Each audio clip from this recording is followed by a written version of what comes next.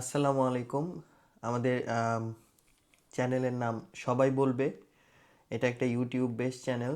আমরা এখানে দেশ বিদেশ, বাংলাদেশের রাজনীতি নিয়ে, বাংলাদেশের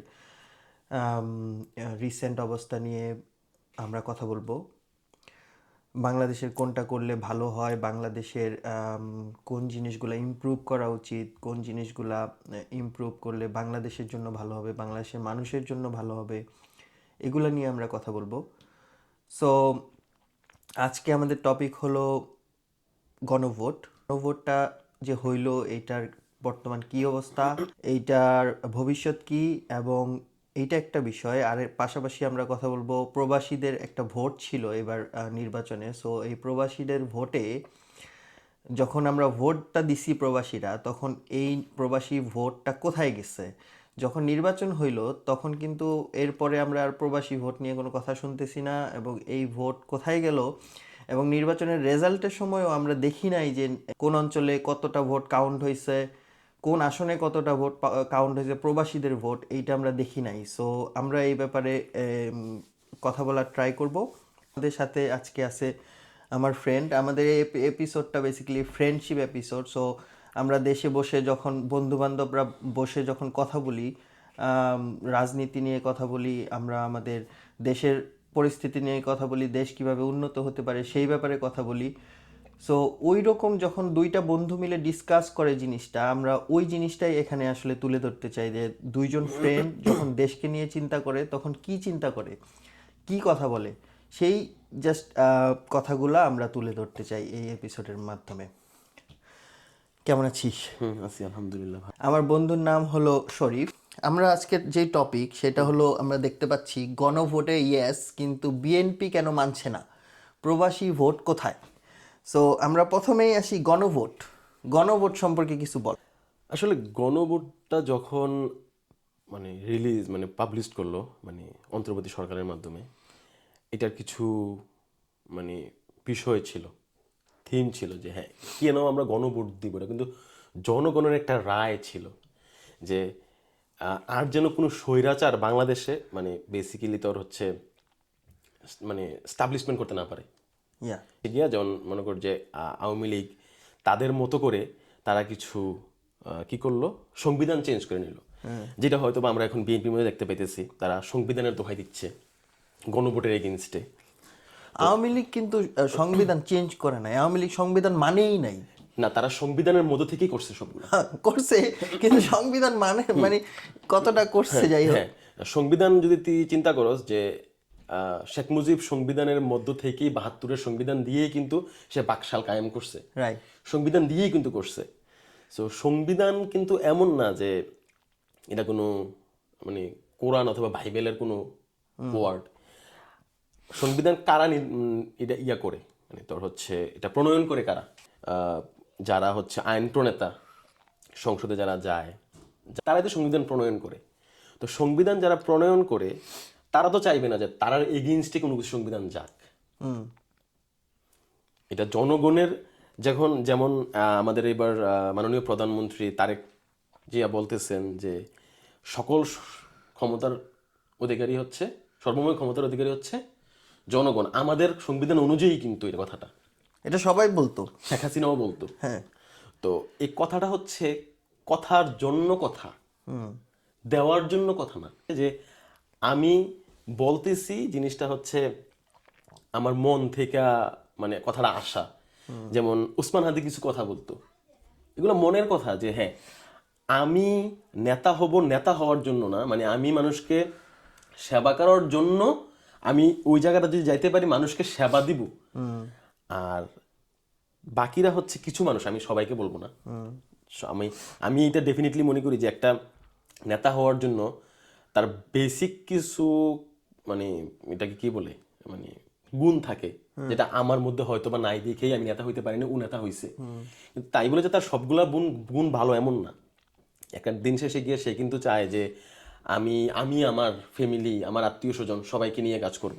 তো ওই গণভোটটা কিন্তু ওইটাই ছিল, যে যেন কারুর ফ্যামিলি, একটা যেমন আমাদের দেশে বলে গণতন্ত্র, আস্তে আস্তে পরিবারতন্ত্র। ইয়া সো আমার গণভোটটা ছিল যে আমার পরিবারতন্ত্র যেন না আসতে পারে, যে রাজনীতি করবে সে মাঠ পর্যায়ে থেকে আস্তে আস্তে স্টেপ বাই স্টেপ উপরে উঠবে।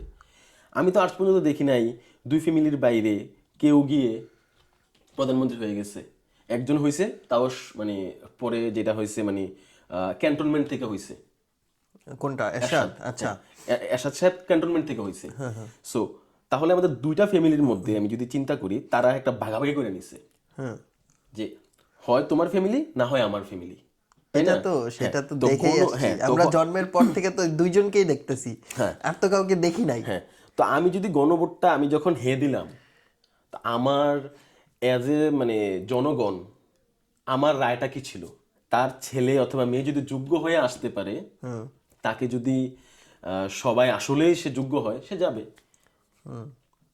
আর না হয় যেমন আমাদের মোটামুটি অনেক ভালো একজন স্পিচ দেয় বিএনপির, এখন বিএনপির সাথে জোট করছে, আন্দালুর রহমান পার্থ।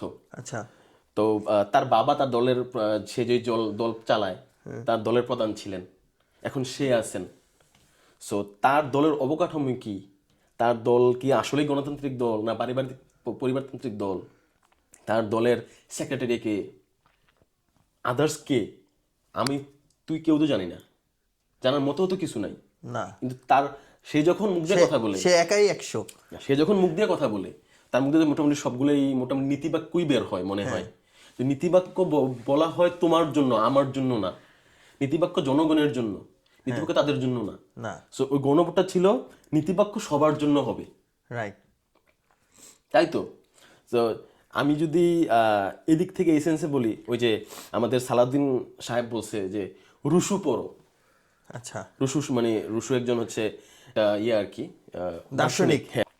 তো তার ভাষ্যমতে হচ্ছে যে যদি জনগণ কোনো রায় ডিরেক্টলি দেয়, ওই রায়টা আমাদের যারা হচ্ছে আইন প্রণেতা, কোনো সাংবিধানিক যেটা রায়, ওইটার চেয়ে জনগণের রায়টা বেশি হবে, যেহেতু জনগণ ডিরেক্টলি কোনো কিছুতে ইনভলভ করে বলছে যে আমরা এটাই চাই।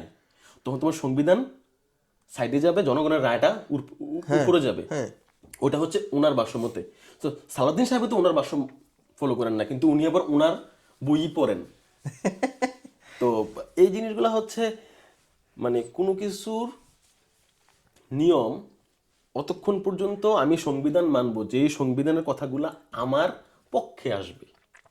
না, আমি তো দেখতেছি তোর হলো গিয়ে এই যে সংবিধান নিয়ে যে কথাগুলো উঠতেছে, মানে সংবিধান ওয়ার্ডটাকে সালাউদ্দিন সাহেব এমন একটা জিনিস বানাই ফেলছে, সাংবিধানিক অসাংবিধানিক, মানে এই এই ওয়ার্ডটা নিয়ে এখন ফান শুরু হয়ে গেছে, ওয়ান না, কাইন্ড অফ। এটা আমাদের আগেরও অনেক মানে বড় নেতা, মানে যেটাকে আমরা প্রভাবশালী নেতা বলি, ওবায়দুল কাদের চৌধুরী, উনিও তো সাংবিধানিক ভাবেই সবকিছু করতেন, সংবিধান নিয়েই সবসময় থাকতেন। তো আচ্ছা, এখন এখন আমার কোশ্চেন হলো, জিনিসটার মধ্যে কিছু ইম্পর্টেন্ট জিনিস আছে, যেমন তোর এই বাংলাদেশের প্রধানমন্ত্রী 2বারের বেশি হইতে পারবে না, 10 বছরের বেশি। এইটা আমার কাছে মনে হয় অনেক বেশি ইম্পর্টেন্ট একটা জিনিস, কারণ স্বৈরাচার হওয়ার জন্য এটা অনেক বড় একটা বাধা। তারপরে তোর আরো কিছু জিনিস আছে, যে দলের প্রধানমন্ত্রী হইতে পারবে না, বা প্রধানমন্ত্রী যে হবে সে দলের প্রধান থাকতে পারবে না। তারপরে দ্বিকক্ষ বিশিষ্ট সংসদ হইতে হবে। এইসব জিনিসগুলা শুনতে ভালোই লাগতেছিল, তো জনগণও তো বুঝে এবং জনগণও চায় এগুলা হোক, হয়ে দেশটাতে যাতে আর কোনোদিন কোনো স্বৈরাচার জন্ম নিতে না পারে। আমাদের প্রধান চাহিদাই এইটা। কারণ আমরা এক হাসিনাকে দেখছি যে হলো তোর মানে বিনা বিচারে মানুষগুলোকে, বাচ্চাগুলোকে হত্যা করলো, এবং ওইখানে 4 বছরের বাচ্চা পর্যন্ত ছিল। আমরা দেখছি অনেক ভিডিও যে পুলিশ অফিসাররা তোর কিভাবে বাচ্চাগুলারে মারছে, হেলিকপ্টার থেকে গুলি করছে। তো এইসব জিনিসগুলো আমরা আর এই দেশে দেখতে চাই না, আমাদের দেশে দেখতে চাই না। সো সেই জন্য যা যা করা লাগে সেগুলা করাটাই তো ছিল গণভোটের উদ্দেশ্য। হয়েছে কি, মানে আমার মানে আমি ব্যক্তিগত, আমি তো আসলে 17 বছর যদি বাদ দেই, সো আমার যদি বয়স এখন 33 হয়, so বাকি থাকে আর 16 বছর। সো এর আগে তো আমি বিএনপি দেখছি। তো 16 বছরের একটা মানুষ হিসেবে আমি হয়তোবা, যদিও এখন যতটা বুঝি হয়তো তখন অতটা বুঝতাম না, দেখছি তো বিএনপি, দেখি নাই। সো বিএনপি আসলে দলগতভাবে ভোটের দিক থেকে চিন্তা করলে দল বড় দল, কিন্তু সাংগঠনিকভাবে বিএনপি আওয়ামী লীগের কাছে যেতে পারবে না। আচ্ছা, ওরা চাইলেও, ওরা যদি এটা চিন্তা করে যে আমরা আসলে সংবিধান দিয়ে টিকে যাব, সো হয়তো বা আওয়ামী লীগের মানে এখন মানে সিচুয়েশনটা যেটা হয়েছে, আওয়ামী লীগ তো আসলে হয়তো বা তাও একটা দেশ পাইছে যাওয়ার জন্য। সো ওই সালাউদ্দিন হয়তো বা চলে যেতে ওদেরও পারবে তো দেশ আছে। না, সালাউদ্দিন সাহেব তো চলে যেতে পারবে আবার শিলং। না, তোর প্রধানমন্ত্রীরও তো দেশ আছে। না, উনি তো I have a plan already বলেই দিছে। সো এটা আসলে প্ল্যান না প্লেন, এটা উনি না, ভালো জানে। প্রধানমন্ত্রী তোর ওইটা তো তাও ইন্ডিয়া, আর ওনারটা তো ইউকে, লন্ডন। হ্যাঁ, জানতে ইচ্ছা হয় একটা বিষয়, যে ওনারা যখন মানে নেতারা যখন, নেতাকর্মীরা যখন বলে, মানে শুধু আমি ওনাকেই বলবো না, মানে সবাইকেই বলবো আমি, ওনারা যখন বলে যে আমরা কোনো কিছু করি ভবিষ্যৎ প্রজন্মের জন্য, আসলে ভবিষ্যৎ প্রজন্ম বলতে কি বোঝায়? ওনাদের ছেলে মেয়েদেরকে বোঝায় নাকি সারা বাংলাদেশের ভবিষ্যৎ প্রজন্মকে বোঝায়? এটা চিন্তার বিষয়। কারণ না কারণ হচ্ছে ওনার মেয়ে জাইমা রহমান, তো উনি তো বাংলাদেশের কোনো রাজনীতির সাথে কোনো কালেই জড়িত ছিল না। সো যারা ওইখানে গত 17 বছর হামলা মামলা নির্যাতন সবকিছুর মধ্যে ছিল, ওনারা কি মানে জাতীয় সংসদ দেখার সুযোগ পায় কিনা? যেভাবে জায়মা ভিতরে ঢুকে বসে ভিআইপি সিটে। যখন জায়মা রহমান পাচ্ছে বিষয়টা, তো উনি কিসের ভিত্তিতে পাচ্ছে? ওনার বাবা প্রধানমন্ত্রী, সেই ভিত্তিতে। ও, তাহলে এটাই তো আমি জিজ্ঞাসা করতেছি, এটা কি আসলে পরিবারতন্ত্র, রাজতন্ত্র, নাকি গণতন্ত্র? এখন আমার বাবা ধর কোনো একটা কিছু করে, সেইখানে আমার তো অ্যাক্সেস থাকতেই পারে সেই কোম্পানিতে যাওয়ার বা বসার, বাবার পাশে বসে দেখা বাবা কি না, করতেছে। এই তো, তাহলে এটা কোম্পানি না, না, দ্যাটস ট্রু। এটা দেশ। সো কোম্পানি যখন আমার না, বাবা আমার তোর মনে আছে বাবা, যখন আমার বাবা ছোটবেলায় ধর আমার বাবা তো বিভিন্ন কাজ করছে, বিভিন্ন কোম্পানিতে কাজ করছে, প্রাইভেট কোম্পানিগুলোতে। সো দেখা যায় ঈদ আসলে বা বিভিন্ন অকেশনে যখন বাবার কোনো কোম্পানিতে অনুষ্ঠান থাকতো, তখন ছোটবেলা বাবা নিয়ে যাইতো, নিয়ে গেলে পাশে দেখাইতো কি হচ্ছে কোম্পানিতে, বা ঘুরাই দেখাইতো। ওইরকম কিছু একটা ধরে নিলে ধরে নেওয়া যায় নাকি?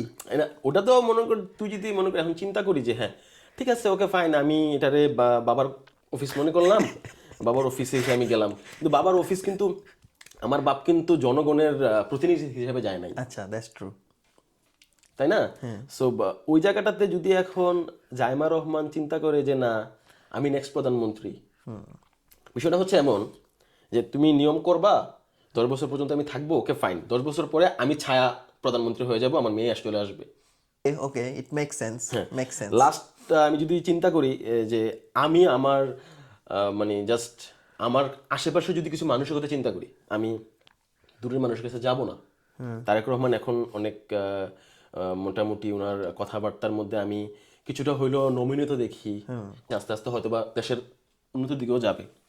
আমরা খারাপ দিকে নিব না, খারাপ দিকে নিব না। তারেক রহমানকে ভালোই লাগতেছে, অনেস্টলি স্পিকিং, ওনাকে দেখতে ভালোই লাগতেছে। যেটা আমি খারাপটাই বলবো। তো উনি যখন, ওনার মা যখন প্রধানমন্ত্রী ছিলেন, সো উনি তো ওনার জায়গা থেকে যতটুকু সম্ভব করে গেছেন। মানে আচ্ছা, এইটা আমি বুঝলাম, কিন্তু আমার এখন প্রশ্নটা যেটা হইছে সেটা হলো, আমরা তো গণভোটের মধ্যে আছি, তো গণভোটটা হইল, এই শর্তগুলা দিয়ে গণভোটটা হইল, জনগণকে তারেক রহমান নিজে বলল যে হ্যাঁ ভোটে ভোট দেন। সরকার, গত সরকার যে ইন্টারিম গভর্নমেন্ট ছিল সে বলল হ্যাঁ দেন। যাই হোক, সবাই মিলে আমরাও জানি যে এটাতে হাই দেওয়া উচিত, এবং হায়ের জন্যই এটা হয়েছে, হ্যাঁ না যেটাই হোক। তো প্রায় 70% মানুষ হ্যাঁ ভোট দিছে, 68% মানুষ হ্যাঁ ভোট দিছে, এবং দুইটা ভোট একসাথেই হয়েছে, গণভোট এবং সাধারণ নির্বাচন। সো যেটা যখন হওয়ার পরে দুইটা মানুষ কিন্তু একসাথেই গেছে ভোট কেন্দ্রে, একসাথে গিয়ে একসাথে ভোট দিছে। তো একসাথে ভোট দেওয়ার পরে বিএনপি 51% নিয়ে, আর গণভোট হইলো 70% হ্যাঁ। তাহলে যেই ভোটটা, দুইটা ভোট একসাথে হওয়ার পরে একটাকে তারা মানতেছে, আরেকটাকে তারা মানতেছে না, মানে জিনিসটা কেমন হয়ে গেল না, যে দুইটা ভোট তো জনগণই দিল সেম, এমন না তো যে ওই 70% ভোট কোথাও থেকে উইরে আসছে, ভোটটা তো জনগণই দিছে। তাহলে আমার কোশ্চেন হলো, একটা কেন বৈধ আরেকটা কেন অবৈধ? একটা সে মানতে পারতেছে, আরেকটা কেন সে মানতে পারতেছে না? একটা তো ওনাকে সংসদে নিয়ে গেছে, তার কথা হলো সে একটা বৈধ আরেকটা যদি অবৈধ হয় তাহলে তো আমার কথা হলো দুইটাই অবৈধ। এখন এখন দুইটা ওই যে অবৈধ হলে তো সেও আমি তো নির্বাচিত না। না, আমি তো কথা বলার ফার্স্টেই বলছি সংবিধান অতটুকু পর্যন্ত আমি মানব যতটুকু পর্যন্ত আমার পক্ষে আছে। সো ওই সংবিধান অনুযায়ী তো উনি যখন ভোটটা পাইছে উনি সংসদ নির্বাচন হয়েছে, সংসদীয় এমপি, তখন উনি ওই ভোটটা নিয়ে হচ্ছে সংসদ পর্যন্ত গেছেন। এখন হ্যাঁ ভোটটা যখন জয়যুক্ত হয়েছে ওনার তো কিছু আপনার তোমার ইয়ে দিয়ে দিছে, রুলস দিয়ে দিছে যে হ্যাঁ ভোটের মাধ্যমে তোমার কিছু আমি ক্ষমতাকে আমি খর্ব করলাম। তো এটা তো উনি মানবে না। এটাই তো কথা যে আমি নেতা হইলাম জনগণের সেবা করার জন্য, কিন্তু এটা হচ্ছে আমি বলার জন্য বলছি, যেটা বিএনপি মুখে স্বীকার করে নিছে, আমরা চাপে পইরা গণভোটে মানে আমরা গণভোটের পক্ষে ছিলাম চাপে পইরা। এটা একদম এখন যে মানে ভালো মানের একজন নেতা বিএনপির, এটা আমির খসরু মেবি, উনি বলছে এই কথাটা।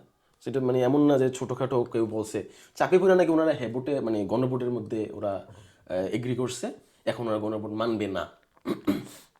সো এটির দ্বারা কিন্তু আমার যেটা মনে হয় ওরা যদি গণভোটটাকে এইভাবে অবহেলা করে ওদের ভবিষ্যৎ কি বেসিক্যালি? ভবিষ্যৎ তো হচ্ছে এটা ওরা আসলে হয়েছে কি মানে রাজনীতি যারা করে মানে শেমলেস হতে হয়। আচ্ছা। মানে শেমলেস বলতে আমি এই সেন্সে বোঝাচ্ছি, যেমন আমরা শেখ হাসিনা যদি এক্সাম্পল হিসাবে নেই, চোখের সামনে মিথ্যা কথা বলতেছে, বলার পরে বলতেছে মানে এমনভাবে বলতেছে যেন আমরা সবাই হচ্ছে অবুঝ শিশু, উনি যেটা বলছে এটাই এটাই রায়, এটাই সব কিছু। সো সেমভাবে বিএনপিও ওই সেম, কারণ হচ্ছে বিএনপি এবং আওয়ামী লীগ দুইটা দলের হচ্ছে স্ট্রাকচারাল ওয়েগুলো মোটামুটি সিমিলার। ছাত্র দল, ছাত্রলীগ, শ্রমিক দল, শ্রমিক লীগ, রাইট। প্রতিটা জায়গায় যেমন আওয়ামী লীগ যেই একটু ওরা গা টাকা দিল মানে জুলাইয়ের পরে, প্রত্যেকটা জায়গায় গিয়ে বিএনপি দখল করলো। তো আমি আমার যতগুলা ফ্রেন্ড সার্কেল যারা হচ্ছে বিএনপিকে সাপোর্ট করে তাদেরকে বলে তারা একটা খুব কথা বলতো, আমার কথাটা খুব হাস্যকর লাগে, যে বিএনপি বড় দল। বিএনপি বড় দল দেখেই নাকি তারা হচ্ছে এই জিনিসগুলোতে তারা ইনভলভ হচ্ছে। তো বড় দল তোমরা তো ভালো কিছু বড় করে করতে পারো, প্রত্যেকটা জায়গায় খারাপ খারাপ জায়গাগুলোতে তোমাদের দেখা যাচ্ছে, ভালো পাঁচটা জায়গায় জিনিসের কথা বলো। এবং একটা জিনিস আমার খুব মানে শেখ হাসিনা থাকতে হচ্ছে একটা জিনিস শেখ হাসিনা খুব দাম্ভিকতার সাথে বলতো, যে শেখ হাসিনাকে মানে শেখ হাসিনা এমন একটা ধারণা ছিল যে 41 পর্যন্ত সে থাকেই যাবে, তাকে হটানোর মতো কেউ নাই। আর বিএনপির এমন একটা ধারণা, বিএনপি আসার আগেই এমন একটা দাম্ভিকতা আসছিল যে আমরা যদি খারাপ করেই থাকি জনগণ আমাদেরকে ভোট দিবে না। রাইট। তো তাদের মধ্যে দাম্ভিকতা ছিল যে তারা তারা তাদেরকে ছাড়ার কোনো চয়েসের অপশনই নাই, তারাই আসবে। সো দাম্ভিকতা শেখ হাসিনা এটা কই নিয়ে গেছে, শেখ হাসিনা এটা হয়তো বা এখন কিছুটা হলেও বুঝতে পারে। হ্যাঁ, অনেকে কিন্তু এটাও বলে যে শেখ হাসিনার চেয়ে বড় তো কেউ হয় নাই। না, বাংলাদেশের ইতিহাসে হয় নাই। সো শেখ হাসিনাই যেখানে থাকতে পারে নাই সেখানে সালাউদ্দিনকে। এগুলা করে আর কে থাকবে? সালাউদ্দিনকে এখন তারেক রহমান তুমি কিছু বলতে পারে না, কারণ যেহেতু তারেক রহমানের আসলে পার্টিসিপেন্টগুলো যেহেতু আমি মৌন দেখি, সালাউদ্দিন সাহেবের পার্টিসিপেন্টগুলো গৌণ দেখি, তো আমি সালাউদ্দিন সাহেবকে এখন সামনে নিতে দিতেছে। কারণ তারেক রহমানের অবর্তমানে উনি স্বরাষ্ট্রমন্ত্রী, উনি হচ্ছে মানে সবগুলার মানে যতগুলার দায়িত্বে থাকবে উনি সবগুলা নিবে তারেক রহমানের বর্তমানে। সো এখন আসলে ওনার ট্রেন আপটা ভালো ছিল হয়তো বা শিলংয়ে, সো এই কারণে হয়তো ওনাকে দিচ্ছে এটা আর কি মিডিয়াতে। আমি একটা কথা অনেকের মুখেই শুনতাম, অনেক বড় বড় টক শোবিদ যারা হলো টক শো করে বা এরকম পডকাস্ট করে, তারা দেখতাম তারা নির্বাচনটা হওয়ার আগে বারবার বলতো যে ইউনূস সরকারের ম্যান্ডেট কি, ম্যান্ডেট কি, ম্যান্ডেট কি, প্রচুর ম্যান্ডেট ওয়ার্ডটা ইউজ করতো। ম্যান্ডেট তখনই হয় যখন কেউ ভোট দেয়, ভোট দেওয়ার পরে নির্বাচিত হইলে ম্যান্ডেট পাওয়া যায়। তাহলে এই যে গণভোটেও কিন্তু গণভোটটা একটা ম্যান্ডেট নিয়েই আসছে, হাঁ ভোট, মানে হাঁ ভোট যে জিতছে। এখন এই ম্যান্ডেট থাকা সত্ত্বেও ওরা এটা মানতেছে না। এখন আমার যেটা মনে হয় এরা যদি এটা না মানে, এখানে কিন্তু জামাত এবং এনসিপি এরা মিলে কিন্তু সংসদে আমি যেটা দেখতেছি ভালোই লড়াই করতেছে এই জিনিসটা নিয়ে। লড়াই আসলে হইছে কি, এখন আমার কোশ্চেনটা হলো ওদেরকে লড়াই কেন করতে হবে এই জিনিসটা? এখন এখানে বিএনপির অনেকে বলতেছে ওদেরকে ভিলেন বানানো হচ্ছে। ও ও ওই দিন কে জানি আরেকজন আন্দালিব পার্থই মনে হয় বলল যে ওদেরকে নেগেটিভ দেখানো হচ্ছে জিনিসটাতে। তো ওনাদের নেগেটিভ হইতে হবে কেন? ওনারা পজিটিভ হয়ে যাক, জনগণের ওরা যদি এটা মেনে নেয় এক কথায়, তাহলেই তো ওরা সাথে সাথে জনগণের কাছে পজিটিভ হয়ে গেল। তাহলে ওদের পজিটিভ হইতে মানা করছে কি? না মানা করছে বলতে বললাম না, এখন পজিটিভ হয়ে গেলে তো ক্ষমতাই হারিয়ে ফেলতেছে। এখন যদি পজিটিভ হয়ে যায়, এখন বিলেন হয়ে যদি আমি ক্ষমতা পাই, তাহলে বিলেনই ভালো। বিষয়টা ওরকম না, মানে আমার কথা হচ্ছে যে আমি হইলাম ভিলেন। কিন্তু ক্ষমতা পাই, আমার আমার একটা কোশ্চেন আছে যেটা আমি হলো সরল কথা, যেমন যেমন ওরা রাজনীতিবিদ, ওরা রাজনীতি করে অ্যাজ লাইক আওয়ামী লীগের সবগুলা এমপি মন্ত্রীর কথা যদি আমি বলি, এরা এক একজন এক এক দেশে পালায় আছে, এই রাজত্বে এক একজন সিংহাসনে বসা ছিল, এরা সবাই পালাতক এবং এদের লাইফস্টাইল কিন্তু ভালো না। আমি ওই দিন কিছুদিন আগে লন্ডনে ওই যে ক্রিকেটের পাপন পাপন যে মন্ত্রী ছিল, ওনাকে দেখলাম এক দোকানে আসছে, আমি ওই দোকানে ছিলাম, তো দোকানে আসছে, দোকানে শপিং করতেছে, মানে একটা বাংলাদেশি শপ আর কি লন্ডনে। সো ওর চেহারা দেখে আমার কাছে মনে হলো খুব মায়া লাগছে আমার, কারণ শরীর চিকন হয়ে, এরকম একটা বড় পেট ছিল ওর, চিকন হয়ে একদম শ্রিঙ্ক হয়ে গেছে, আর চেহারাটা একদম মানে কেমন জানি মনে হয় খুব গরিব গরিব লাগতেছিল। বাট আমার কোশ্চেনটা হলো, তাহলে ও যে এই যে এতদিন রাজত্ব করলো, এতদিনই ছিল, এখন আইসা সে পালায় আছে লন্ডনে, তারে দেখলে মানুষের মানে আমার সাথে পাশে দোকানে আমি কথাও বলি নাই, অনেস্টলি স্পিকিং কথা বলার ইচ্ছা নাই, আমার ইচ্ছা ছিল না যে হাই হ্যালো বলবো। তো দেখে আমার মায়া লাগতেছিল এই লোকরে কি ভাবতাম আর সে এখন কি করতেছে। তা আমার কোশ্চেন হলো, এদের যে পরিণতি হয়েছে, ওরা যদি এইরকম কিছু করে, উল্টাপাল্টা করে, জনগণের বিরুদ্ধে যায়, ওদেরও তো একদিন এই পরিস্থিতি আবার হবে। না এটা তো খুব সিম্পল না, মানে ওনারা যেটা চিন্তা করতেছে যে হয়তো বা একটা মানে কি বলে এটাকে, আই মিন একটা সংসদে একটা আইন পাশ করলাম, আইন পাশ করে থেকে গেলাম, তো এখন তো অন্তত পক্ষে ওয়াকআউট করে বের হওয়া যাওয়ার মতো মানুষও আছে। তোমাদেরকে মানে মানে সংসদেই এটাকে হচ্ছে প্রোটেস্ট করে বের হয়ে যেতেছে একটা পক্ষ। হ্যাঁ একটা সময় তো ছিল আমরা সংসদে কাউকেই দেখি নাই। হ্যাঁ, তা ঠিক। সো ওই ওই অবস্থা থেকেই তো থাকতে পারে নাই। তোমরা যদি ওই জায়গাটা থেকে শিক্ষা নিতে না পারো, তাহলে তো তোমরা অভাগা, কপাল পোড়া। এখন শিক্ষাটা আসলে হইতেছে কি, মানে একটা মানুষের মানে একই জিনিস থেকে শিক্ষা মানুষ দুইভাবে নেয়। একটা পজিটিভ শিক্ষা, একটা নেগেটিভ শিক্ষা। একই জিনিস, কিন্তু শিক্ষা বলতে কি, মানে আমি আমার দেখার অ্যাঙ্গেল যদি ভিন্ন হয়, তাহলে আমি দেখবো না এটা। যেমন হাফ গ্লাস পানি, যেমন সবাই যেটা বলে আর কি, আমি জাস্ট একটা নর্মাল একটা এক্সাম্পল, হাফ গ্লাস পানি আছে, কারণ আমি হাফ গ্লাস বললাম, আরেকজন বলছে ফুল হাফ গ্লাস ভর্তি আছে, আমি হাফ গ্লাস খালি খালি বললাম, হাফ গ্লাস ভর্তি বললো। এখন জিনিসটা কিন্তু দুটোটা কিন্তু সেম, রাইট একজন নেগেটিভ একজন পজিটিভ, রাইট। ঠিক আছে। এখন শেখ হাসিনার এই পরাজয়টা মানে পরিণতিটা, মানে হাদি খুব মজা মানে সুন্দর করে কথাটা বলতো যে শেখ হাসিনার এত বড়, শেখ হাসিনার চেয়ে বড় নেতা তো কেউ হয় নাই, শেখ হাসিনা তো আমাদের সাথে টিকতে পারে নাই, রাইট। আপনারা তো 3 বছর টিকতে পারবেন না, ঠিক আছে। সো ওইটা আসলে ওরা জানে বুঝে নাকি জানি না, ওনারা যখন বের হইলো, সালাউদ্দিন সাহেবেরই বক্তব্য ছিল, প্লাস রিজভী সাহেবের বক্তব্য ছিল, প্লাস আদার্স আরও 2-1 জনের বক্তব্য ছিল যে সোনার ছেলে তাদেরকে বের করছে এই জালিমের কারাগার থেকে। সো 17 মাস না যাইতেই তাদের যখন আবার চেহারা চেঞ্জ হয়ে গেছে গা, মানে মানে আমার এটা খুব অবাক লাগে, আমার কাছে খুব আমার জানতে ইচ্ছা হয় আর কি, শেখ হাসিনা যদি এখন মানে বর্ডার ক্রস করে চলে আসে, কেউ মনে চিনবে না ওরে চেহারার কারণে।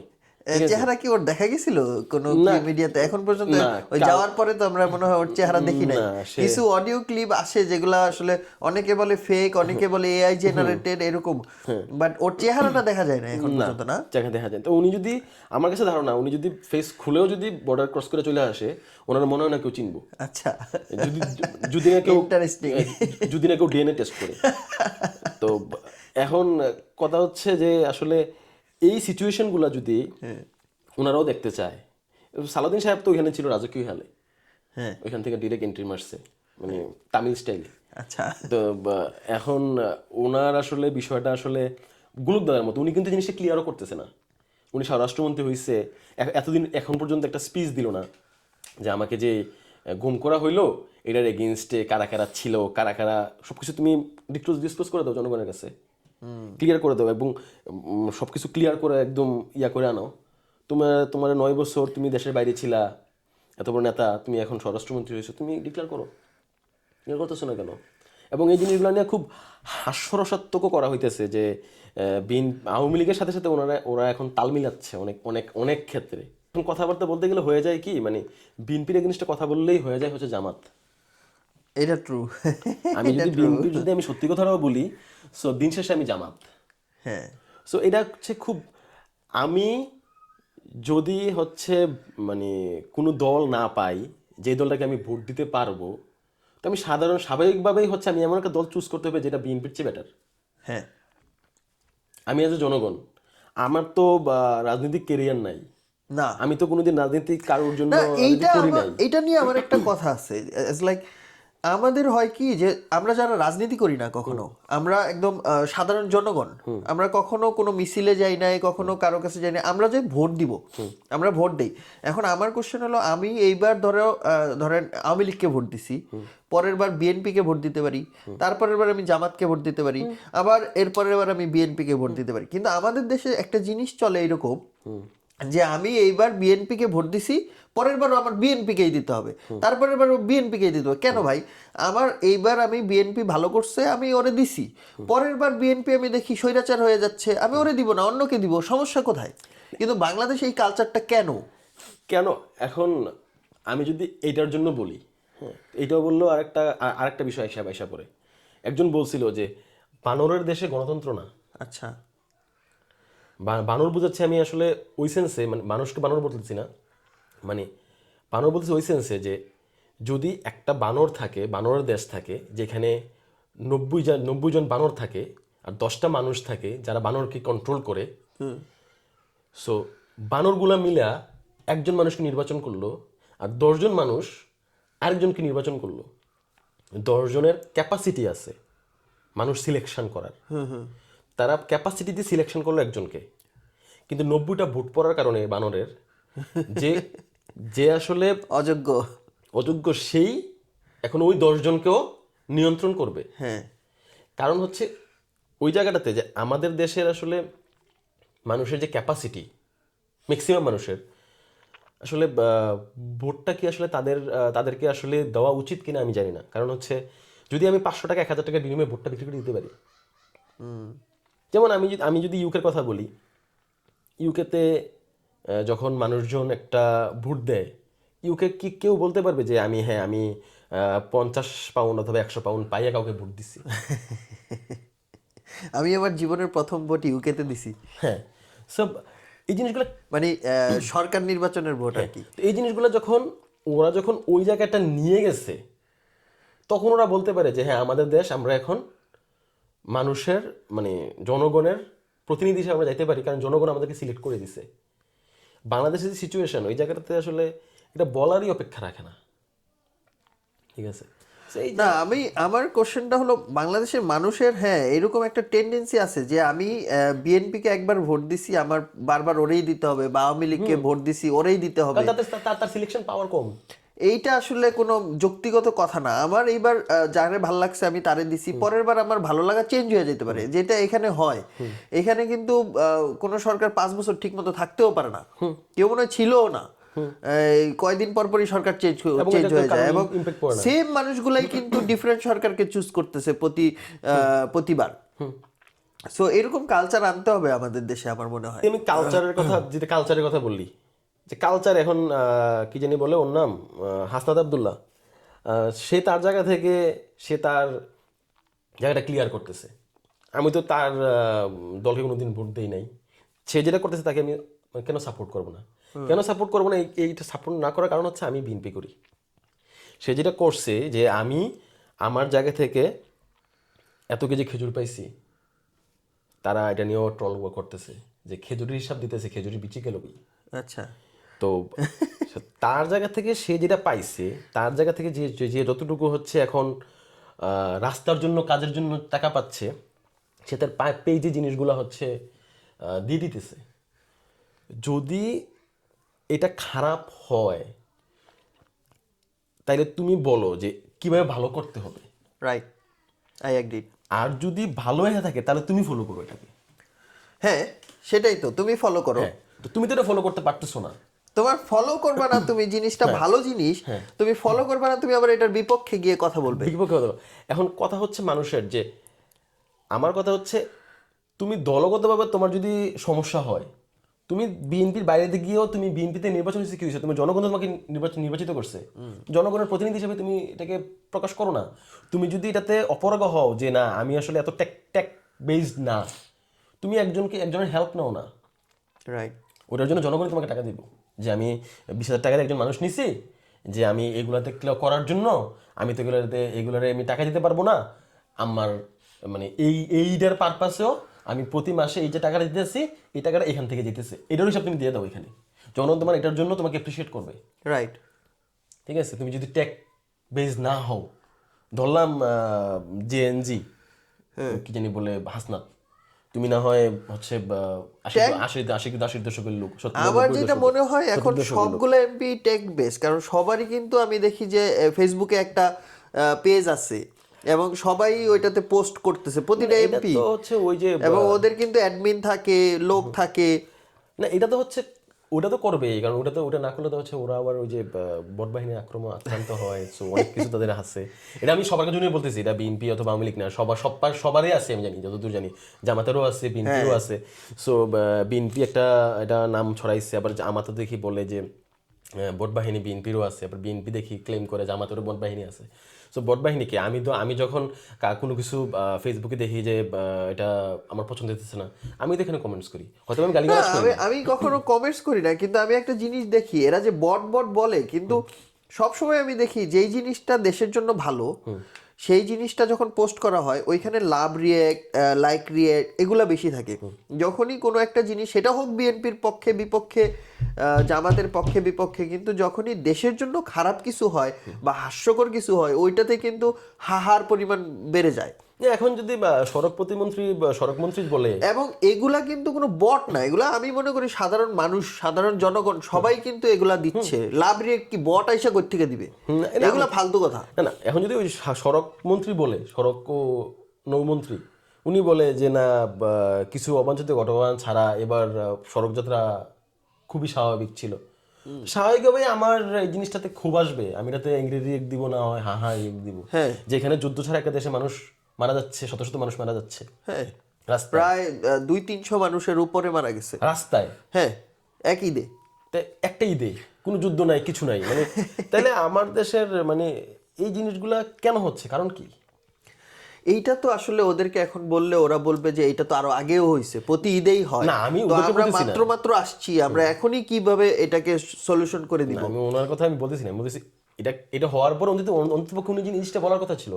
হ্যাঁ, এইটা আমারও কথা, যে আমরা কিন্তু আগে যখন আওয়ামী লীগ ছিল, ওরা যখন কোনো মন্ত্রী আইসা কথা বলতো, মনে হয়তো টিভিটা অফ করে দেই, মনে হয়তো ইউটিউব থেকে বের হয়ে অন্য চ্যানেলে চলে যায়। কারণ কি? কারণ কোনো মন্ত্রী বা কোনো এমপি যখন কোনো কথা বলতো, মিথ্যা কথা বলতো। এইটা আমার সবচেয়ে বড় সমস্যা ছিল, কারণ মিথ্যা কথা সহ্য হয় না। তো আপনি যখন একটা বক্তৃতা দিবেন দেশের মানুষের জন্য, আপনি মিথ্যা কথা বলতে পারবেন না, সত্য কথা বলেন, যেটা সত্য ওইটা বলেন। আপনি পারেন নাই বা দেশের একটা ক্ষতি হয়েছে হোক, আপনি সত্যি কথা বলেন, সবাই অ্যাপ্রিসিয়েট করবে।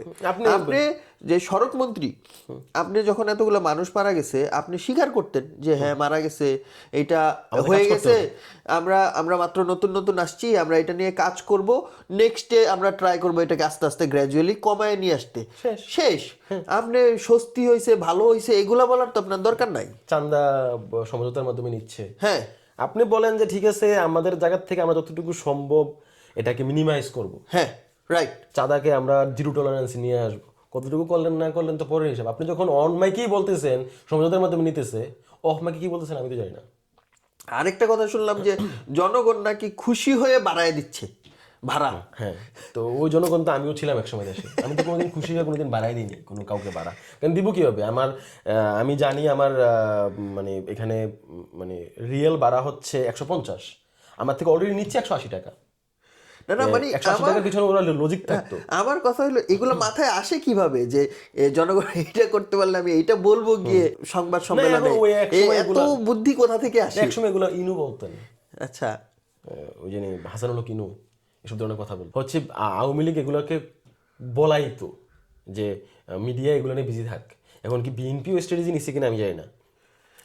এইটা কনসার্নিং বিষয়। আমার এই জিনিসটা খুব বিরক্ত লাগে যখন আমি দেখি কোনো এমপি আইসা কোনো মন্ত্রী আইসা মুখের সামনে মনে করেন মিথ্যা কথা বলতেছে। না, বিএনপি যদি এখন স্ট্র্যাটেজি নিয়ে থাকে আওয়ামী লীগের মতো যে ওকে ফাইন, আমি জনগণ এবং মিডিয়া সবটাকে বিজি রাখবো এদিকে, এবং আমি আমার যেটা করার আমি এটা করতেছি, এবং এই লেইম বিষয় নিয়ে মানুষজন কনভার্টেড করে দেবো, মানুষজনের বাইন সব কিছু আমি কনভার্টেড করে দেবো এই লেইম বিষয় নিয়ে, আর আমি আমার যেটা করার আমি এটা করেই যাব।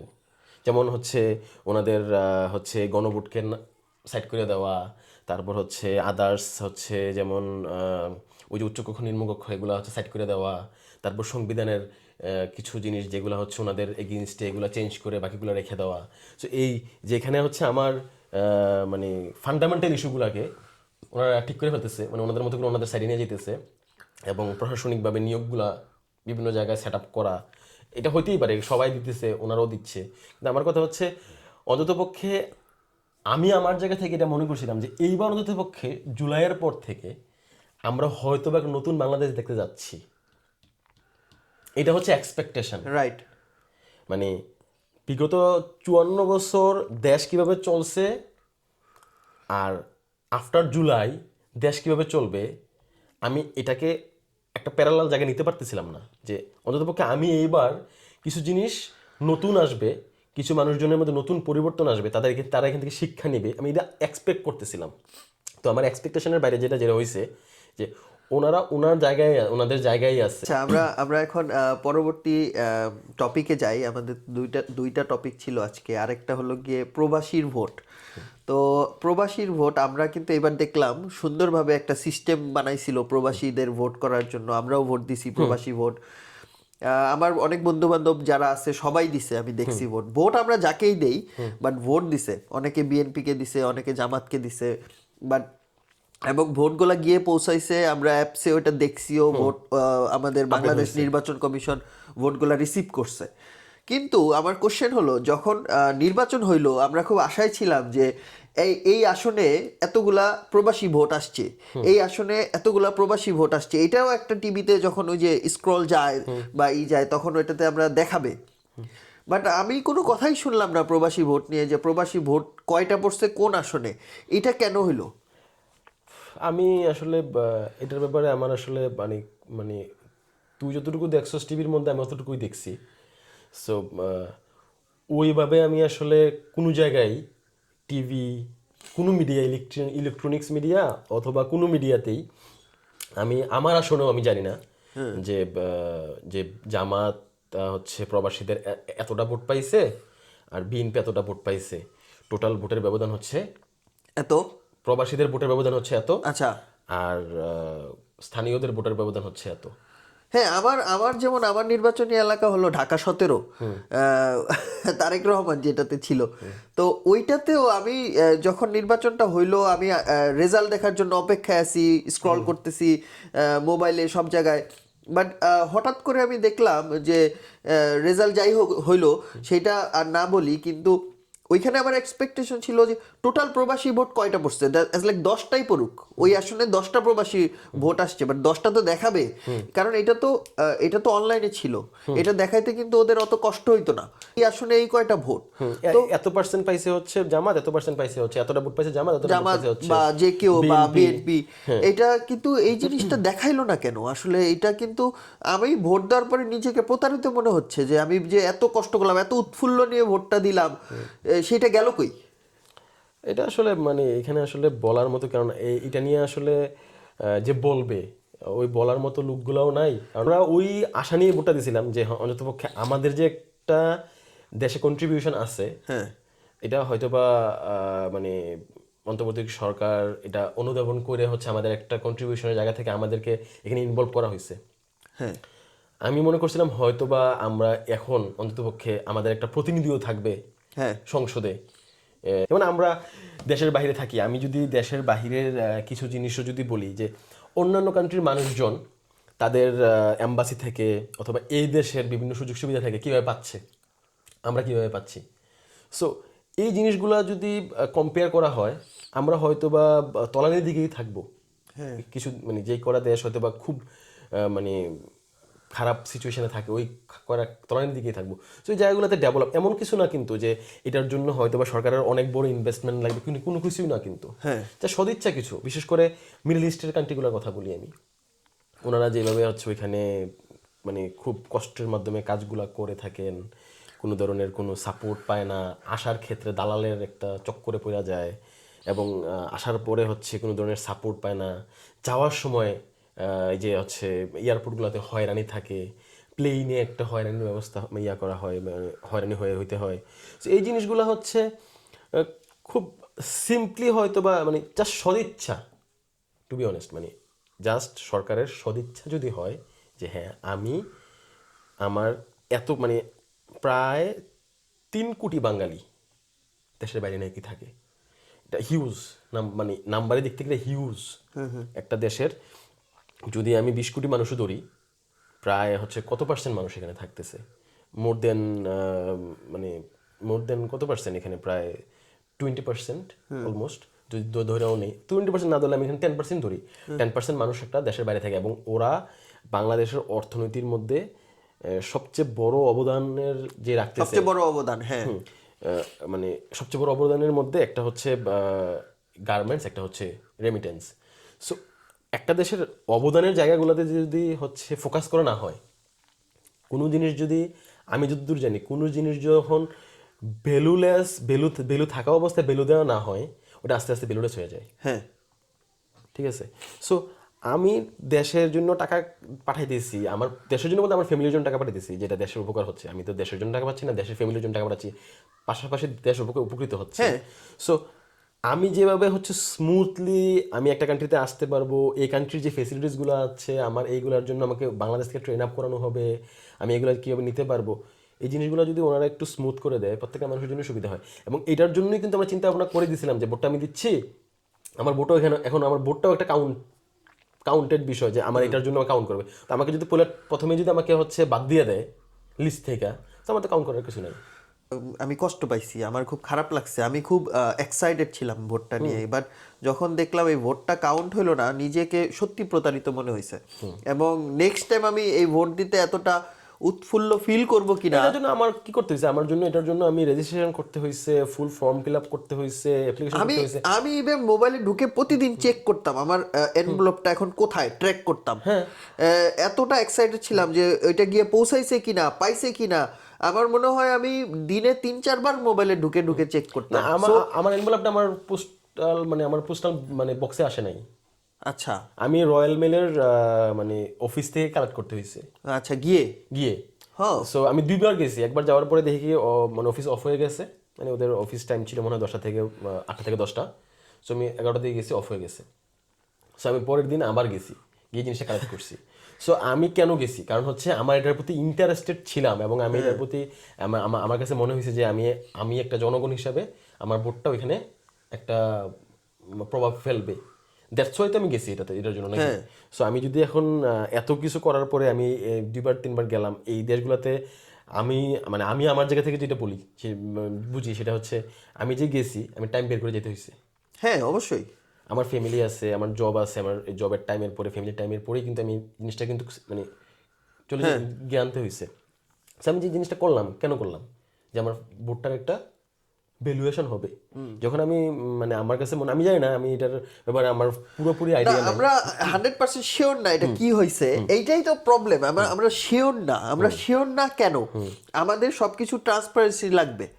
তো এইটাকে আমরা যদি এখন জানতাম, হয়তোবা তারা কাউন্ট করছে, আমরা বলতেছি না তারা কাউন্ট করে নাই, হয়তোবা তারা কাউন্ট করছে, কিন্তু জিনিসটা কেন আমাদেরকে দেখানো হয় নাই, না আমি কেন আমরা জিনিসটাতে ক্লিয়ার না।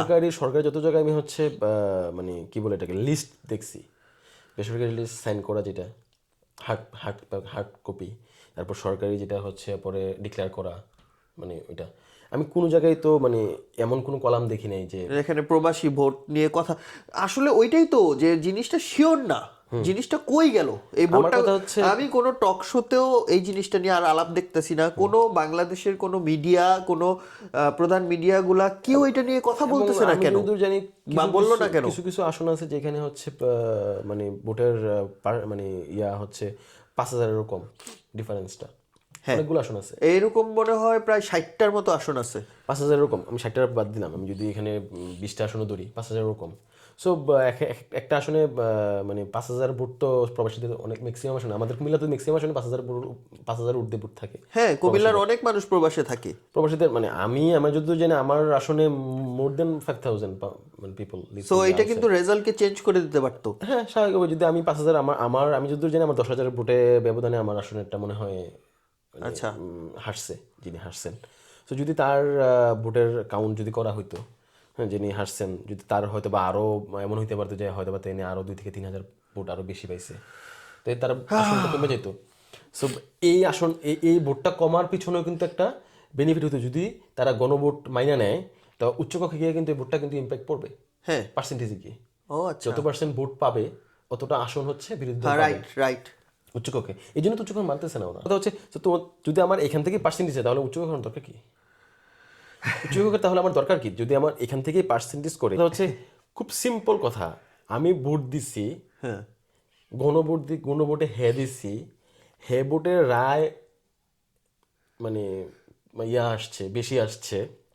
সো এইখানে সংবিধান বড় নাকি হচ্ছে জনগণ বড়? সংবিধান জনগণের জন্য, জনগণ সংবিধানের সংবিধানের জন্য জন্য না। না, রাইট। ঠিক আছে? এবং যদি কোনো রায় জনগণের মাধ্যম থেকে ডিরেক্ট যায়, সংবিধানের এগেইনস্টে যায়, সংবিধান চেঞ্জ হবে, জনগণের রায় চেঞ্জ হবে না। না, হাদিকে নিয়ে দুই একটা কথা বলি। এই যে হাদি ছেলেটা ঢাকা 8 আসনের ছিল, ও যে কথাবার্তাগুলো বলতো, আমরা এখন ও মরার পরে ও মোটামুটি পপুলার হয়েছে আরো বেশি। ও মারা যাওয়ার পরে, মারা যাওয়ার আগে যতটাই ছিল, মারা যাওয়ার আগে হয়তো বা ঢাকা 8-এই ওরে ভালো চিনতো বা মোটামুটি চিনতো, বাট মারা যাওয়ার পরে ওরে এখন সবাই চিনে। সো এই ছেলেটার কথাগুলো আমরা যখনই দেখি প্রতিটা চ্যানেলে, ছেলেটা এত মানে ইন্টেলিজেন্ট একটা ছেলে ছিল। এরে যে বাইরে ফেলতে হবে, এইটা কিভাবে মাথায় আসলো যে এরে মেরে ফেলতে হবে, এরে রাখা যাবে না?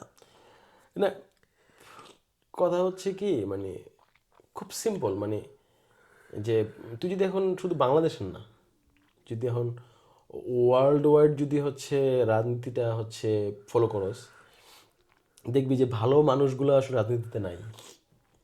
এবং যারা হচ্ছে আসলেই মন থেকে চাচ্ছে কোনো কিছু চেঞ্জ করবে, হয় ওদেরকে সাইড করে ফেলা হচ্ছে, আদারওয়াইজ তাদেরকে একবারেই মাইরা ফেলা হচ্ছে। মানে বিষয়টা হচ্ছে এমন যে আমি আমি খারাপ, আমি খারাপদেরকে নিয়েই গ্রুপ করব, হ্যাঁ, আমার বিরোধী দলও খারাপ হইতে হবে। আচ্ছা আচ্ছা, নাহলে বিরোধী দল থাকবেই না। না, কারণ হচ্ছে মানে বিষয়টা হচ্ছে এমন যে আমি যদি এখন জামাতের কথাও বলি, জামাতের কিছু কিছু বিষয়, যেমন তারা তাদের হচ্ছে রাজনৈতিক কিছু জিনিস সার্ভ করার জন্যই তারা বিরোধিতা করে, জনগণের জন্য সবকিছু করে না। আচ্ছা, যেটা হাদি করতো, ওকে, মেক সেন্স। এটা হাদি করতো, যেটা হাসনাত করে। হ্যাঁ, মানে আমি জনগণের টাকা দিয়ে নির্বাচন করতে আসি, যেমন হাদি যেটা করছে, হাদি যে টাকা দিত জনগণ, আমি জনগণের জন্য এখানে নির্বাচিত হইতে আসছি, আমি কোনো দলের কাছে দায়বদ্ধ না। যখন এটা হয়ে যায় তখন মানে ওই যে দল যেটা, যাদের হচ্ছে একটা মানে কোরাম থাকে, যেখান থেকে হচ্ছে একটা ডিরেকশন আসে, এবং যেটা হচ্ছে এটারে বলা হয় হচ্ছে একটা মানে মানে একটা হচ্ছে সুপিরিয়র জায়গা থেকে ডিরেকশন আসবো, যেটাই হোক প্ল্যান হচ্ছে ওনার, এটা তারেক সাহেবের হোক অথবা শফিকুর রহমান সাহেবের হোক, প্ল্যান ওনার, এখন ক্রেডিট তাকেই দিতে হবে। হ্যাঁ, এইটা তো বাংলাদেশে একটা মানে কালচার। হ্যাঁ, সো যাই করতো, ভালো যাই হইতো সব হাসিনার, খারাপ যাই হইতো হাসিনা নাই ওর মধ্যে। হ্যাঁ, সো আমার এক টিচার বলতো একটা কথা, খুব মানে মজা করে কথাটা বলতো, আমার বিবিএ লাইফে যখন তোমরা ডি গ্রেড পাও, এফ পাও, তখন বলো যে স্যার আমাকে দিছে ডি, আচ্ছা এই স্যার খুব খারাপ, এই আচ্ছা স্যার ডি দেয়। আর আর এ প্লাস পাইলে ওটা আমি পাইছি, যখন তুমি এ প্লাস পাও, অনেক খাটছি, এ প্লাসটা আমি পাইছি। আমি পাইছি। সো এটা হচ্ছে মানে একটা মানুষের একটা কমন ক্যারেক্টার। কিন্তু যখন তুমি কমন জায়গা থেকে উর্ধে যাইতেছো, মানুষের প্রতিনিধি হিসেবে যাইতেছো, তখন তুমি আনকমন বিদায় মানুষের প্রতিনিধি করতে যাইতেছো, তুমি কিন্তু গরু ছাগলের প্রতিনিধি হতে যেতেছো না। না সো ওই জায়গাটাতেই যখন হাদি যখন একটা কথা বলছে যে আমি যদি যাইতে পারি বাকি 299 জনের কলিজা বার করে লাগবো, হ্যাঁ মানে সংসদে, এই কথাটা কিন্তু ওয়েট আছে। রাইট। কেন বলছে? কারণ হচ্ছে সে এই জন্য বলছে, এই কথাটা হাসনাদও বলছে যে হাদি যেটা বইলা গেছে এটা আমি করব, করতেছে। হ্যাঁ সে করতেছে, সে প্রত্যেকটা চেয়ারম্যানের কত টাকা বাজেট তার পেজে দিয়ে দিতেছে, বলে দিতেছে তোমার এলাকার বাজেট এটা, এবার তুমি তোমার চেয়ারম্যান থেকে বুঝে নাও।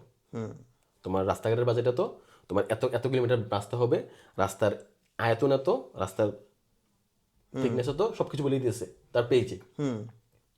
তার কথা হচ্ছে আমি কোনো বালুচোরের কোনো কন্ট্রাক্টরের ভোটে এখানে আসি না এমপি হই নাই, না। কিন্তু বাকিরা এটা বা যে কোনো দল, আমি ওর একটা দেখছিলাম যে ও বলছে যে যারা মাটি কাটা চোর, মাটি কাটা চোর, তার তোমার ভোটটা আমার লাগবে, কিন্তু ভোটের পরে আমি তোমারে চিনি না। চিনি না। হ্যাঁ, তো কিন্তু এই জায়গাটাতেই বড়দলের সমস্যা। আচ্ছা, এটাতে সমস্যা কেমন?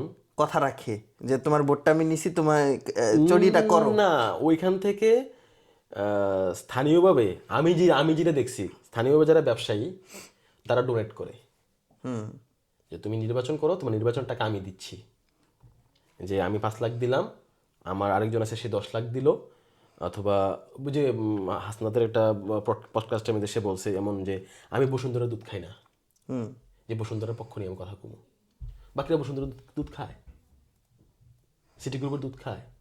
কারণ বসুন্ধরা যখন সিন্ডিকেট করে তখন বিএনপি কথা কইতে পারে না, জামাতও বসুন্ধরার নাম নেয় না, বাসুরের নাম মুখে নেওয়া যায় না।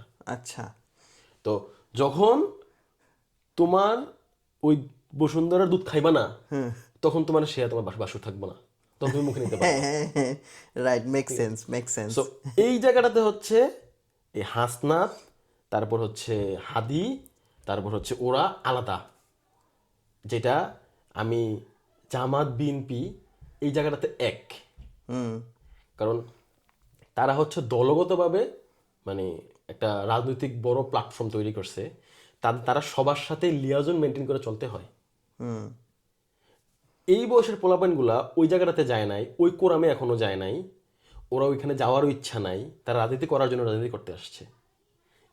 এইখানে হচ্ছে এই হাদি হাসনাত আর হচ্ছে ওই বড় দলগুলোর পার্থক্য। এই কারণেই আসলে ওরে মেরে ফেলা হয়েছে, কিন্তু কে মারছে উই ডোন্ট নো, আমরা সেটা জানি না। আসলে এইটা আমার মনে হয় না এটার কোনো দিন বের হবে বাংলাদেশ থেকে, কারণ এখন এটা বের যদি বিএনপির বিপক্ষেও যায়, এটা জামাত চাইবে না যে এটা বিএনপির বিপক্ষে যাক, কারণ হচ্ছে এমন কাজ যদি জামাতও করে আরেক সঙ্গে জামাতের নামটাও আসবে। এই যে বললাম মানে ওইখানে হচ্ছে ওরা ওই জায়গাটাতেই এক, আমি খারাপ, আমার বিরোধী দলও একটা খারাপ কাজ করুক, তাইলে আমি তাকে ধরতে পারবো। ওই খারাপ কাজটা শুধু তাদের মধ্যেই থাকবে। তো মানে যেটা মনে হচ্ছে যে এর বিচার আর পাওয়া যাবে না। না, আমি এখন মানে বাংলাদেশের সেন্স থেকে, বাংলাদেশে তো এগুলো খুবই নর্মাল কালচার। আমি ইউএস এর দিকে মানে যদি যাও, ওই যে কি জানি বলে ট্রাম্পের হচ্ছে ফাইল বেরোলো, এখন বিচারের কোনো কিছুই হবে না, কারণ হচ্ছে এটা ঠিক। এই বিষয়টা হচ্ছে মানে যারা বিচার করবে, আমরা কেন আমেরিকার সাথে তুলনা করতে গিয়ে আমেরিকার খারাপটার সাথে তুলনা করবো, আমেরিকার ভালোটার সাথে তুলনা তো করি না। আমেরিকার ভালোটার সাথে তুলনা করতে গেলে তো আসলে বললাম না, মানে আমেরিকা হচ্ছে ওদের হচ্ছে দেশটা হচ্ছে এমন একটা দেশ, ওরা খারাপেও সবার আগে, ভালোতেও সবার আগে। দ্যাটস ওয়াই তারা হচ্ছে সারা ওয়ার্ল্ডকে লিড দিচ্ছে। আমরা আমরা এর পরের এপিসোডটা চিন্তা করছি ইরানের যে যুদ্ধটা চলতেছে এই যুদ্ধটা নিয়ে করব নেক্সট এপিসোডটা। এটা তো হচ্ছে আরেক খুব মজার বিষয় যে মানে আমার কাছে হচ্ছে মানে আমার কাছে বোম থাকবে, আমি সেফ তোমার জন্য, তোমার কাছে থাকলে আমরা সেফ না। মানে আমার পুরো শরীর বোম, হ্যাঁ, মানে আমি এখন সবার জন্য সেফ, সবার জন্য সেফ। সেফের জন্য হাঁটতেছি, আমি বলতেছি এই তোমার কিছু অ্যাটাক করে আমি তোমাকে সেভ করবো, কিন্তু সেই সেফ না। এবং আমি বলতেছে সেই যদি কোনো ধরনের কোনো বুম নিয়ে আসে তোমার কাছে আমাকে বলবা, আমি তাকে প্রোটেস্ট করব। না, এটা ট্রাম্প যা করতেছে এটারে আসলে না কিছু বলে এটাকে এখন জনগণও বুঝে, এখন না সারা বিষয়টা ওয়ার্ল্ডের জনগণ না, বুঝে বিষয়টা যে হচ্ছে এমন, আমি তোরে বলি মানে ট্রাম্প করতেছে হচ্ছে উলঙ্গ হইয়া, আর বাকিরা করতে কাপড় পরা, সবাই করছে। বুশের আমল থেকে শুরু করে আমি যতটুকু আমি আমার আমার মানে বোঝার সময় থেকে দেখছি, মানে ইরাক হামলা করছে বুশ, বুশ, তারপর হচ্ছে ওবামা হামলা করছে হচ্ছে সিরিয়াতে, তারপর হচ্ছে আফগানিস্তানে, আফগানিস্তানে বাইডেন বাইডেন হামলা করছে হচ্ছে আফগানিস্তানের যুদ্ধটা তাইনা নিল তখন এসর, মানে সবাই তো যুদ্ধবাজ, ওরা ওরা তৈরি মানে ক্রিয়েট হয়েছে যুদ্ধ থেকে। সো ওরা আসলে মানে ওইখান থেকে ভালো কিছু নেওয়ারই কোনো দরকার নেই। আর ওরাই হচ্ছে এই গণতন্ত্র আনছে, গণতন্ত্র দিয়ে হচ্ছে মানে ব্রেন ওয়াশ করছে সারা ওয়ার্ল্ড। আচ্ছা তাহলে আমাদের এখন আজকে যেটা কথা হলো যে আমরা বুঝতে পারলাম যে গণভোট, এটা আসলে বুঝতে তো পারলাম না, কারণ গণভোট কেন বিএনপি মানতেছে না এটার আমরা এখানে বৈশা তো এটার সলিউশন করতে পারবো না। এটা হলো বিএনপি জানে বিএনপি কেন মানতেছে না, বা বিএনপি কেন ভিলেন হতে চাচ্ছে নিজে নিজে, আদৌ তারা না মেনে কেন সে ইচ্ছা করে ভিলেন হতে চাচ্ছে সেটা সে ভালো জানে। আমরা আশা করব যে তারা খুব শীঘ্রই এটা মেনে নিবে, মেনে নিয়ে দেশের অস্থিরতা দূর করবে। কারণ আমার যেটা মনে হয় যে অনেক কাজ কিন্তু আছে দেশের জন্য, দেশের এয়ার পলিউশন, দেশের রাস্তাঘাট ঠিক করা, দেশের যানজট ঠিক করা, দেশের মানুষের কর্মসংস্থান তৈরি করা, দ্রব্যমূল্য নিয়ন্ত্রণ করা, অনেকগুলা কাজ দেশের জন্য বিএনপিকে করতে হবে যেহেতু তারা সরকার হয়েছে। এবং এই কাজগুলা আগায় নিতে তাদেরকে এই সব ছোটোখাটো, আমি এটাকে ছোটোখাটো জিনিসই এখন মনে করব, কারণ এই জিনিসটাকে তারা আটকায়া প্রায় 2 মাস হয়ে গেল, মনে হয় 2 মাসের উপরে হয়ে যাচ্ছে যে নির্বাচন হলো, তারা সরকার হইলো, বাট আজকে পর্যন্ত তারা এই জিনিসটাতে আটকায় আছে। তারা এইটাকে তাড়াতাড়ি ওভারকাম করে এটাকে মেনে নিয়ে এটার পর্বটা শেষ করে তারা হলো গিয়ে দেশের উন্নয়নের কাজে এগিয়ে যাবে, এটাই হলো আমাদের আশা। এবং বিএনপিকে এটা হয়তোবা আমার যেটা মনে হয় যেহেতু এটা 70% মানুষ এটাতে ভোট দিছে, সো এটাকে বিএনপিকে একদিন না একদিন মেনে নিতেই হবে। আশা করব পানিকে ঘোলা না করে খুব শীঘ্রই মেনে নিয়ে তারা হলো গিয়ে সামনে দেশকে কিভাবে উন্নত করা যায় সেই বিষয়ে তারা কাজ করে যাক এবং দেশকে আগায় নিয়ে যাক। যদি সেটা তারা করতে পারে আমরা তাদেরকে সাপোর্ট করব। আমরা যারা জনগণ, আমরা যারা আছি তাদেরকে সাপোর্ট করতে তো আমাদের কোনো দোষ নাই। ভালোটাকে ভালো বলতে সে যদি ভালো করে আমাদের তো তাকে ভালো বলতে দোষ নাই, না অবশ্যই না। সো এইটাই ছিল আমাদের আজকের টপিক। সবাইকে ধন্যবাদ। আসসালামু আলাইকুম। আসসালামু আলাইকুম।